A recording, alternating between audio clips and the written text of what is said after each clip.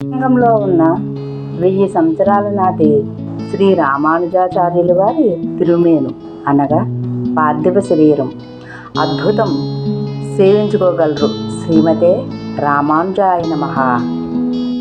శ్రీ రామానుజుల శరీర మహిమ.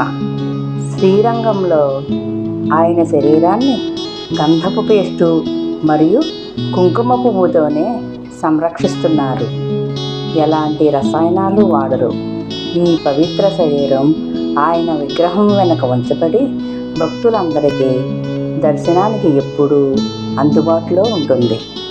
ఈయన దక్షిణ భారతదేశంలోని పెరంబదూరులో జన్మించారు.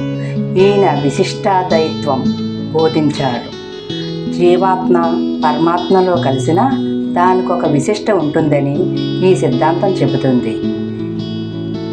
ఈయన నాయకత్వంలో వైష్ణవ సంప్రదాయం ప్రాచుర్యంలోనికి వచ్చింది.